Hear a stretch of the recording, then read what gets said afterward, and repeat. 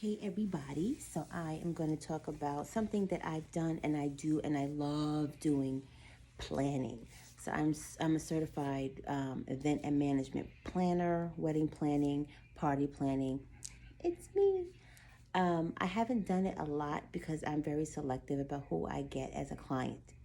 So I always tell my friends, I will help you along the way. I will give you advice, tips, tricks. I will read over contracts if you need me to. And just as a friend, because it's people don't realize you can do this yourself. If you have the budget, get a planner. If you have the time, don't get a planner.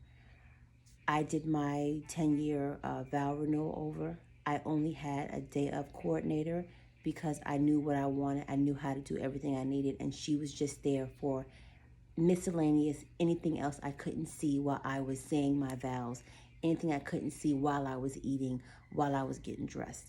So to me, a day of coordinator is important for some things. Uh, I will say when I select clients, I my first question to them is share with me your vision. And I have had some people be like, I don't know, I just want to do a wedding and have a good time. That's not a vision. I can't work with you. If you don't know what you want other than having a party and a good time, you're not my client. I need somebody who has some sort of organization skills or some sort of idea of where they want to go. So my first client, she basically did the majority of the work, and she just wanted somebody like I did in case if I can't see, she can see kind of thing. Make sure the vendors arrive on time. They setting up okay. They don't have any issues. They're dealing with the hotels and the food arrival. So that's what I came in for and helped her with and execute. Um, and I'm here to give you tips and tricks on how to do things and what to ask your day of coordinator if you choose to use one. I know we're in an unusual time right now, but you do what you got to do. So, first thing is research. Research is so critical, it's so important. You don't want to Google wedding DJ and you click the first one and you get him. Because I, I don't even you don't do that with clothes. When you go to the store, you look at, oh, this is cute. You turning it around, you're looking at it, you trying it on. Same thing applies to when you're looking for um any vendor you need for your special day, because it is your special day and you want to be sure you get someone of quality and has high reviews from any and everybody. Go to the bridal shows. There's 1,000 of them that happen every year, and people people pay good money for quality service. And some people have a lower scale budget, which is fine. It took me 2 years to pay for my vow renewal because I knew what I wanted and I know how much I wanted to spend. You never realize how much something costs until you have to do it yourself. I swear. I swear, I swear, I swear.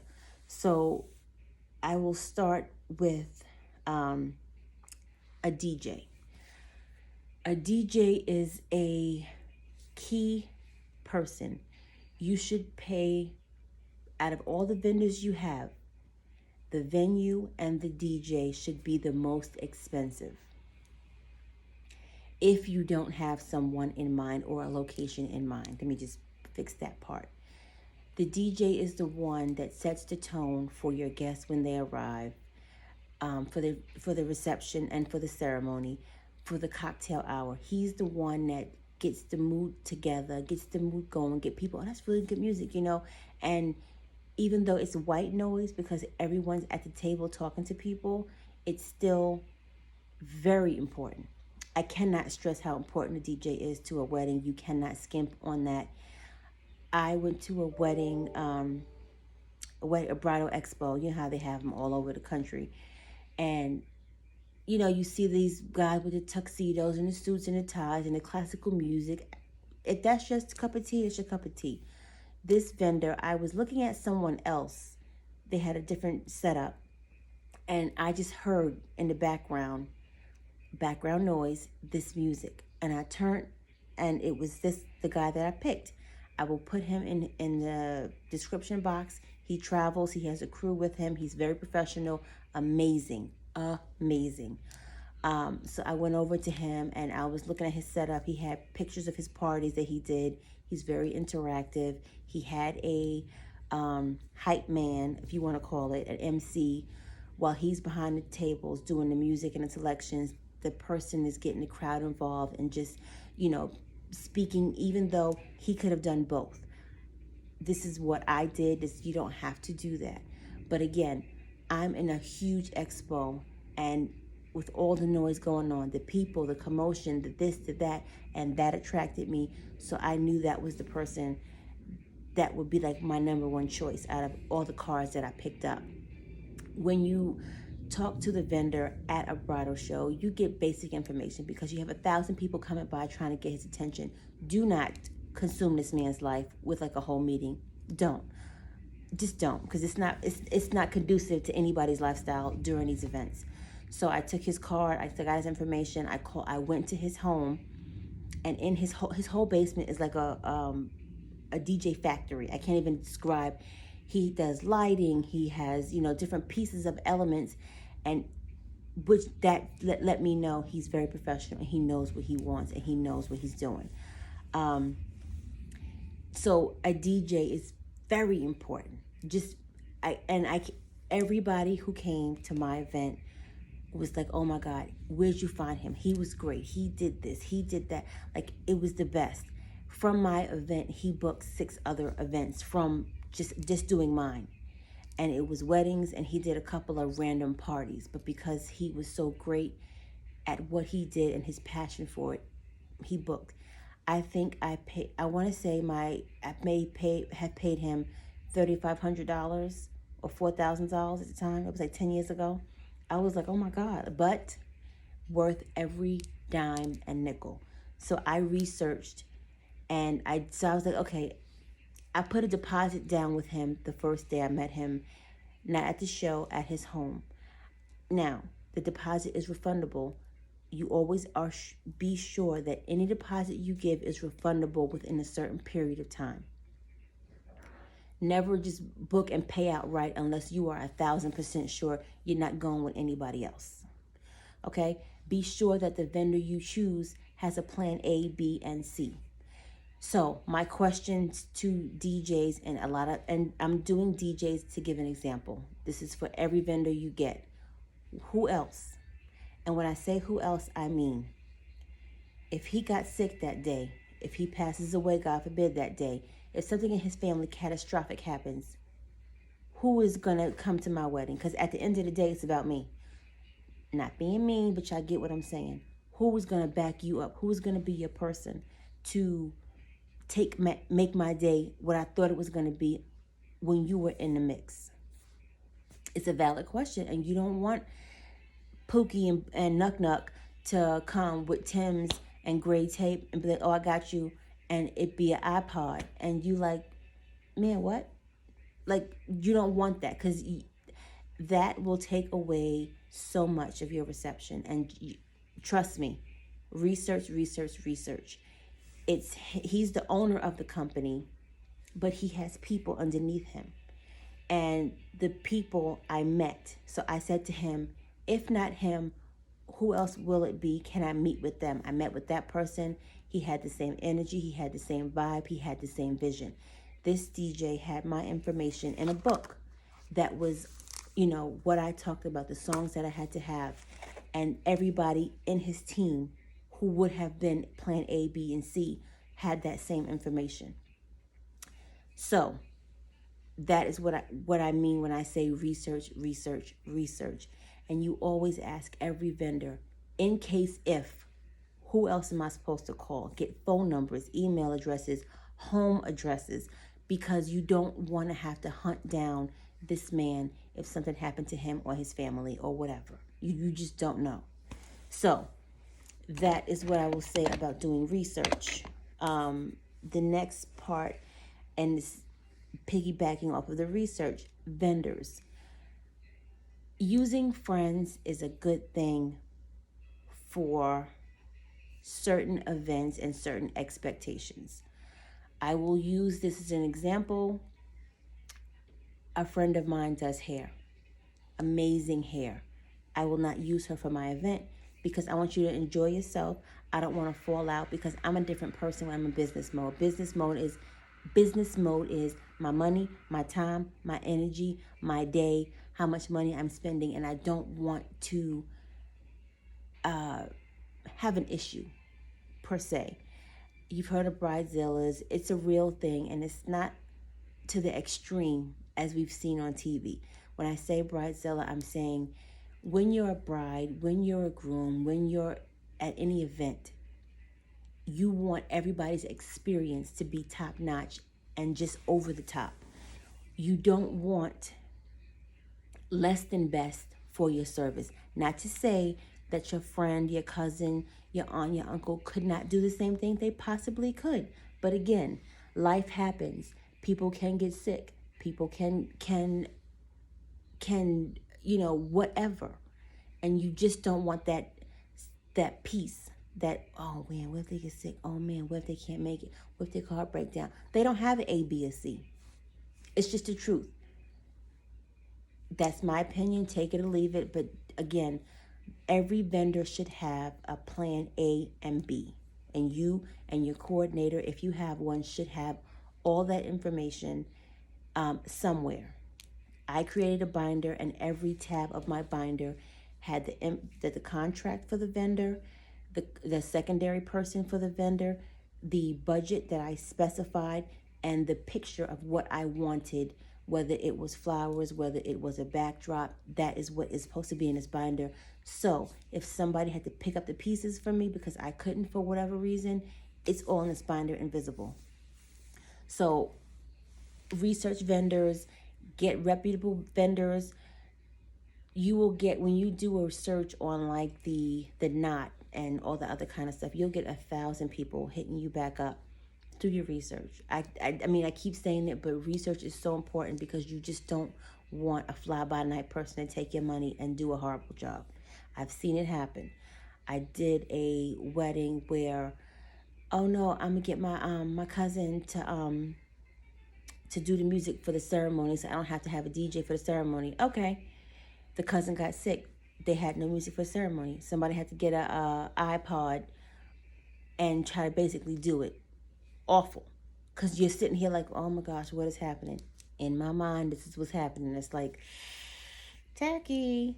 But you chose to use your cousin or your friend. So just keep that in the back of your mind of the what ifs. I know you're supposed to have a silver lining and you're supposed to be great and you're supposed to think and, oh, they'll do a great job and I hope if it's in your budget, do so. If it's not in your budget, take more time. You don't have to have these things right away. You can take time and pay for this stuff. You do not have to do it in 2 seconds if you don't have 2-second money. 2-second money is, I got 10,000 to drop. I'm doing it, and it can be done. If you have that lifestyle, have a great time with that. If you don't, just saying. Location. Hotels, wedding event space, a horse and carriage stable, country clubs, wherever. Review your contract. Ensure the contract has nobody. If you're in a hotel, which the majority of people do because it's convenient, ask the questions because you're going to be in a ballroom. All hotels have multiple ballrooms unless it's a super small hotel. In your contract, be sure of a couple of things. There's a lot of things to read through a contract, and if you're not familiar with contracts, you may want to reach to someone else to get a second set of eyes that can help you to be sure nothing is missing or not inserted into this contract. I will use mine as an example. When I did my vow renewal, I did a standard contract. I work with hotels all the time, so I know what I'm looking at. I just signed. But my questions to them initially were, who else is going to be in that space? I needed to see who, and they don't give you names. There were, let's say 6 ballrooms. Let's just do 5, round number. 5 ballrooms. I had this one. There were 4 others. What was the time that these people were going to be in and out and gone before my event started? When my event starts, is there anybody else going to be in these rooms that has noise, that has small children? What is the event going to be? Is it another wedding? Because then you'll have conflicting noise. You'll have conflicting people. And people may not always know where to go. Some people may float over to your event thinking, oh, you're in this area. And even though they don't see anybody they know, 9 out of 10 times weddings, you will see people you don't know. And you'll start eating. You're like, oh man, this is the right wedding. And you'll be somewhere different. All hotels do not have rope and stanchions that will separate your event from another event. And they'll hope you know where to go.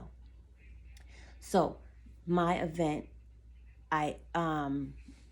when I did it, she told me there's 2 events and they will be done 2 hours prior to the start of your event, which meant no noise, no issues, no concerns of people floating in, people just randomly sitting around hanging out because they have 2 hours to get out of my space. And then you also want to be sure that the room is going to be cleaned and ready the morning of, or will they do it the night before? If no one is going to be in your space for that entire day, the hotel usually will set your room up the night before. So the morning of, when you walk in, just to view the space, if you choose to do so, I have a control problem, so I looked, it was set up. And, I had no problems. So those are things when I say of location, of who else is going to be in the space, because again, you don't want to be, you don't want to have 5 weddings at the same damn time. You don't, because one music can be louder than the other. It could be a cultural thing. They could have certain, and you just don't know. And if you want exclusivity, you have to ask those questions. And that's a big question people forget. Who else is in my space? Because it gets crowded, it gets overwhelming, and you don't want anybody to be like, I'm sorry, who are you here for? And then it gets ugly. So that is a big question. Be sure that they offer the cleanup service. Be sure they offer cake cutting services, because a lot of places will charge extra. Ask them about food snack boxes for your vendors. If you have a vendor over 4 to 5 hours, each vendor should require food. They have to eat. Let me see something, because I don't even remember. I'm looking at my invitation. I had to get it out. So my wedding ceremony started at 5:30. So 5:30, it didn't even last 30 minutes, but let's say 6 o'clock, 6 to 7 was a cocktail hour. And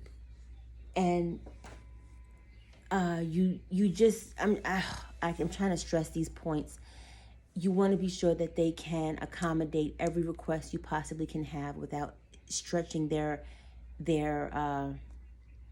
staff. So again, the snack boxes is what I was talking about. I went off on a tangent.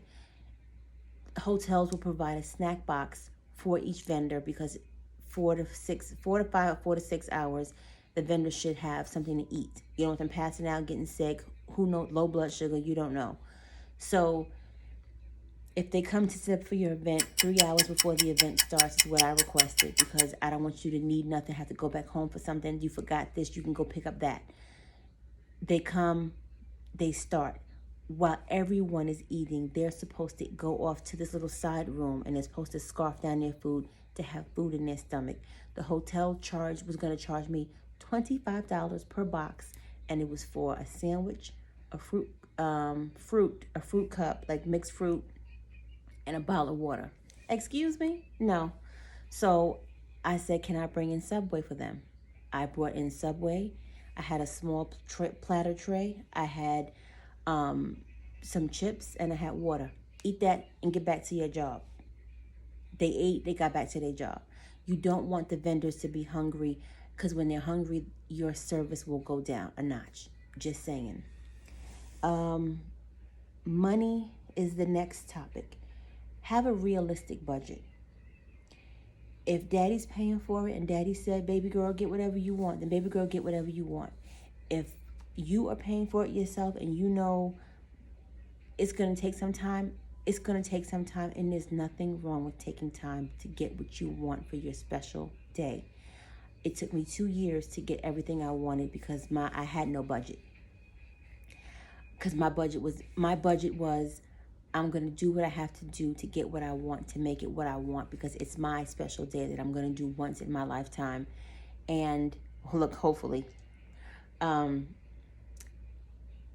and it took me 2 years.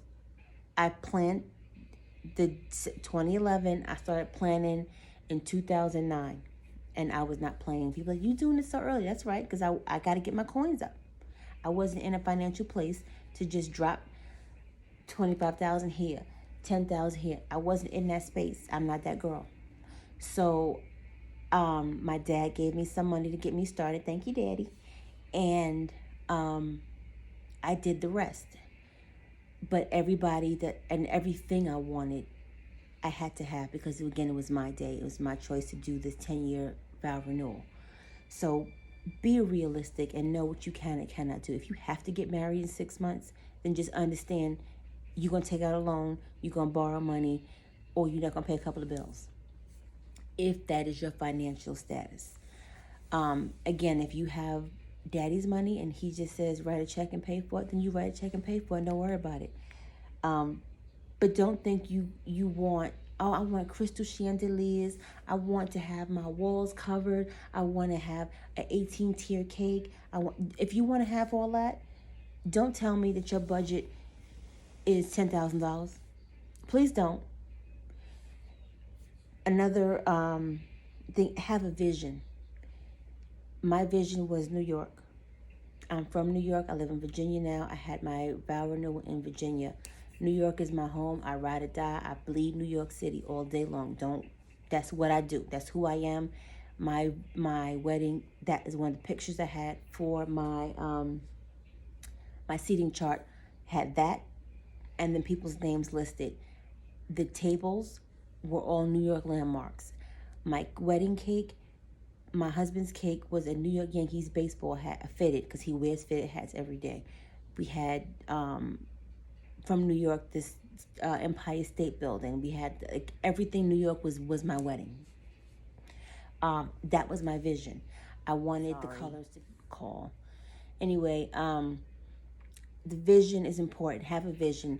The colors was royal blue, like I was saying, and that was the accent color. So my my tablecloths were white with the royal blue accent on top. The centerpieces were white with royal blue stones in it. The signature drink I had was a New Yorker, I called it. It was a Cosmo with blue cotton candy in it. Have a vision. Don't just say, I want to get married, I want to have a good time. But you can say that and have nothing going on. There's no theme with it, and that's fine. But just understand budget, vision, money, it all comes into play with what you want and what your day is supposed to look like. If somebody says to me, I just want to have a good time and party, what do you want it to look like? You have to have a vision in your mind of what your day looks like. Walk me through your day. If you can't walk me through your day, we can't work together. So that's one thing. Timeline. Please understand you have to have a timeline. And when I say timeline, I mean from start to finish. Again, I planned mine in 2 years.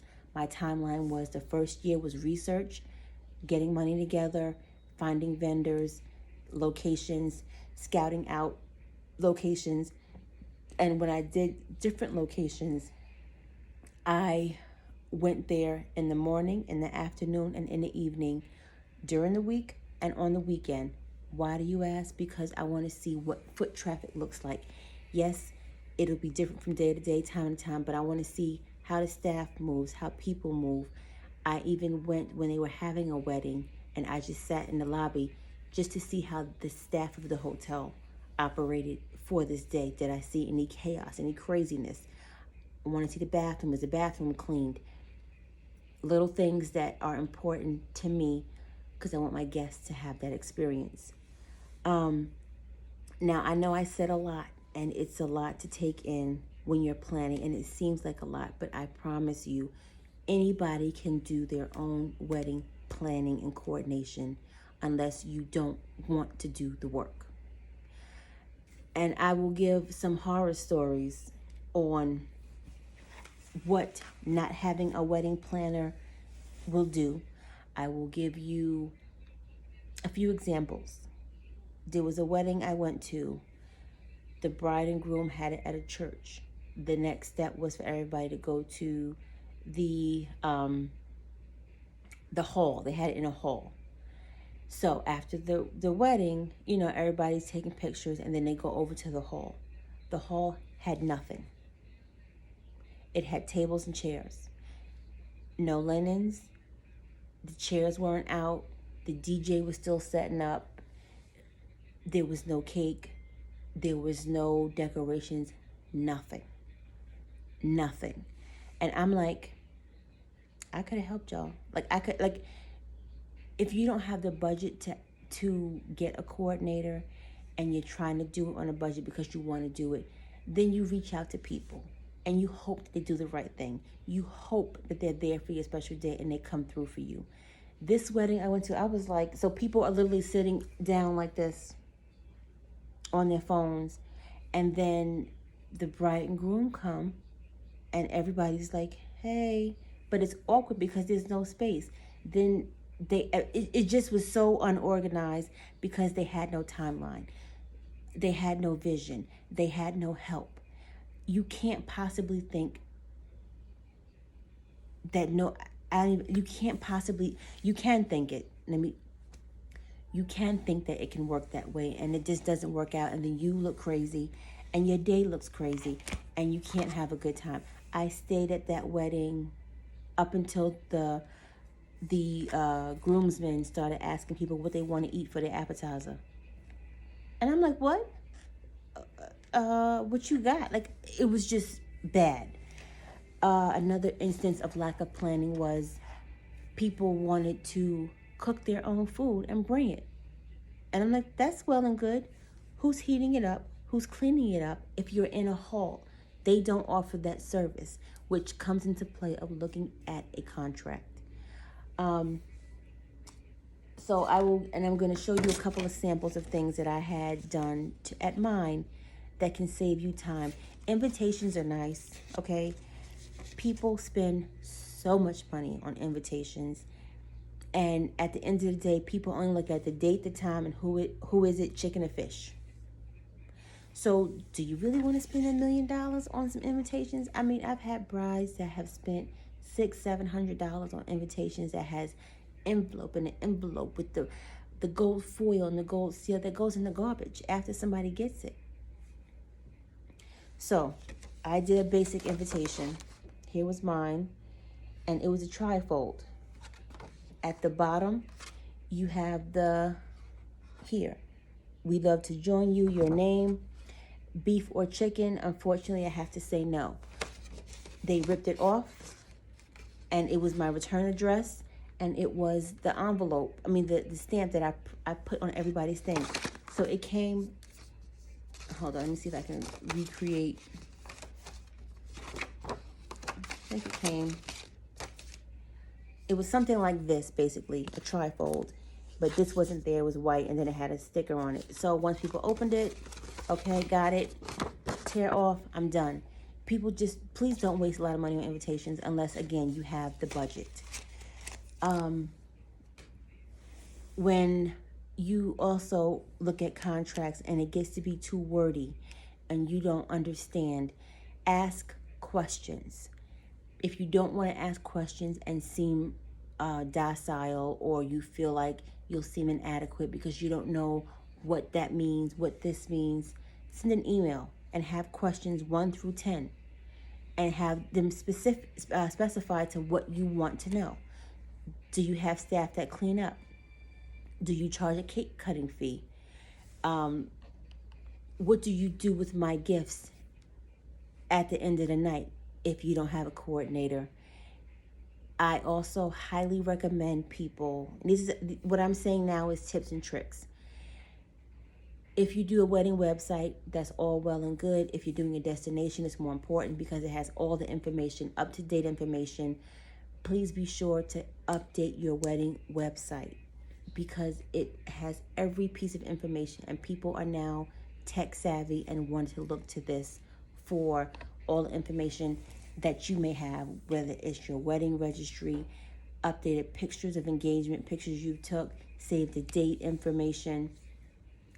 Be up to date. Don't just have a wedding website and never update it. Please don't. What else is send the save the date out 8 to 12 months before. Give people plenty of time to make travel arrangements, babysitter arrangements, decide if you want to have kids at your wedding or not, because kids will fuck up the day. They will mess up your whole, some kids, because some people don't even understand how bad kids can make a wedding go wrong. You don't want to see kids crying and doing cartwheels and during your special day. You just don't. And if you do, try to have a babysitting service. People offer babysitting services for wedding all the time. All the time. Again, your budget comes into play. What else I'm trying to think of? I am not a fan, and these are my personal tips and my personal opinions and thoughts. I am not a fan of the little wedding cards where you have to go up to this table, find your name, what number table am I sitting at. How about you have it displayed somewhere where people can just look at a nice, my table seating chart was an actual chart that you put on the easel, and it was, this was the background, was the top, and the bottom was like the water, and it was people's, Flushing Meadow Park was the landmark. That was the table name.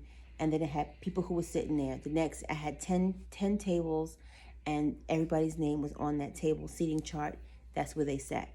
Keep a seating chart in an Excel file. Keep an Excel file if you want to for your budget, for your guests and their addresses, for the RSVPs. It makes it easier. I'm sure by now there is an electronic way to do that. But I want to see it on paper. I want to have it in a book, and somebody asks me, here, look at this. I don't want to have to log on to my computer and figure this out. Let's see. What else do I have? Hold on, because I have notes for y'all, because I don't want to skip on anything. Let's see.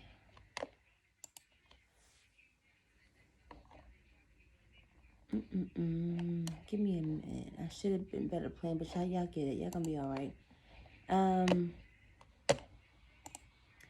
If you need a wedding coordinator for the day of, again, ask the questions. What time do you arrive? Do you come with the crew? Who is your secondary person? Do you require that you stay over the night before? Do you come to the rehearsal dinner? Do you set up the rehearsal dinner? Because if you have a wedding party, there's a timeline that you need to stick to. I mentioned this in earlier, a timeline of, okay, the music starts, the doors open, who walks in first, who walks in second. That's a timeline. That needs to be done the night before so people don't forget. You don't have to do it 18 times. Once is good enough. Are you going to have a what is it called? A rehearsal dinner? That's just something you want to do. I invited my friends and family to come and hang out, and we just had, fun, having some drinks the night before, and do what you got to do. A seating chart is important for certain reasons. If you don't want to have a seating chart and you want everybody to just sit wherever, understand that people are there to have fun, but people's personalities, and sometimes it just makes it easier. For me, I had my co-workers at one table. They all knew each other. It was a good time for them. I had my friends that I met in this area at the same table. My New York friends at the same table. That was my choice. You don't have to do the same, but it just makes it easier on you. You have to also cake tasting. Cake tasting is important. So In the past, when brides have had budgets that I have been asked to work with, and I've had some crazy budgets, but you can go to Costco, you can go to Sam's Club, you can go to your local grocery store and order a large sheet cake. You can go to a nice bakery and they will rent you a pretty cake top. The rest of it is fake. And they'll just do something generic. So whether it's all white with a little blue around it, and then your top is the one you cut, and that's just for your cake cutting purposes, and you don't have to spend all this money on this cake. That saves money for people. So cake tasting, if you know, because I love a good Costco cake. I could have got 2 sheet cakes, had it brought by somebody, because Costco doesn't deliver. Whether it was the coordinator or a friend, go to Costco, pick up the 2 cakes, bring it to the hotel. They'll cut the cake and they'll bring it out after everything has been said and done. I didn't want that at mine because I wanted every layer to be what I wanted. And I had the top layer. I think that was the one you take home. And I think it was like strawberries and cream. The second one was like chocolate and caramel. The bottom was something else. And then my husband had his own cake. You don't have to do all of that. You can get a pretty cake and not pay more than $400 or $500. If you want to go to Costco route, pay $50, get the sheet cakes, and then you can just have 1 or 2 tiered, a nice decorated cake, and you can pay $200 or $300. You can pay less than that. Or you can go, what I found is, if you go to a school that people specialize in, and when I say school, a photography school, a hair school, a culinary school, they are willing to let you hire their seniors at a discounted rate. So if you want to get a photographer, but you don't want to pay photographer prices, you can go to a photography school. Can I get some of your seniors and see some of their best work? And then you can hire them and pay so much less. But again, you're banking on them having a plan A, B, and C. Let's see. What else can I get? If you have friends doing certain things at the wedding. So I had 2 of my friends be greeters. Meaning, hi, welcome, how are you? No, you can sit anywhere inside. I didn't have sides. You can sit anywhere. Oh, the bathrooms, they're down the hall on the left. Oh, no, we're not doing that just yet. And because the coordinator is doing things for you and on a bigger scale. Friends and family can do smaller things that don't require rocket science and don't require a plan A or B. What else? You can do a pre-wedding shoot with the photographer if you want to see what his work looks like on canvas. And this can be done 3-4 months before to be sure this is the guy you really want to see his, final product. So something different that I did, because I told you I don't like the little cards that people send to find out where you sit. I hate that. So I had like I told you, I had that on a huge scale with seating charts. That is now hanging upstairs in my loft area. And that's a souvenir that I kept. Didn't go to waste. I don't like when people come to weddings and they sign a little guest book where it's just your name and your address. Like, I know where you live because I invited you, right? So why I gotta do that? So what I found was a digital guest book. So this is the guest book, finished copy, nothing fancy. So when my guests came, they walked up to the guy who did this, and I found him at a bridal show. I don't know if they're still in business or not. And the family, the couple, the person goes up, he takes a picture of them, and then they write on this tablet their wishes. So when the finished product was over, I'll show you my first page. It looks like this. So that's my mom and my dad, and they wrote what they wrote. And so did everybody else that came to my wedding as such. So everybody had something to say, and I got it in the little books. I know who all came. I remember who all came. Great memento, great souvenir. So my wedding photos, I got a guy from somebody else's wedding that was incognito. He took amazing pictures because I saw their after pictures and I never saw the guy. Like, he wasn't intrusive. He wasn't in the way. He wasn't trying to get these grand shots. He took just enough. So he sent me the images, and I was able to look at them. And then what I wanted to pay for was a wedding book. I call it the Bible. So I had the gold pages on it, and they did it. This is a heavy ass book. And he was able to do these. Like, it was really, really a good job. Great job. Like, he did amazing. What else will I say from these? Make sure you have your ladies, get your jewelry. Get your jewelry together. Try to keep, if you have a spare room, put everything for the wedding in that spare room. Because you're going to be picking up so many things, and you just don't want to lose anything. If you're getting new rings, get that done. If you're getting, if you have a piece for your hair, just put everything and label everything. Put it in a Ziploc bag in case there's water. You never know. And then my son was in it. I had a little thing, and I'll show you. Oh, can you see that?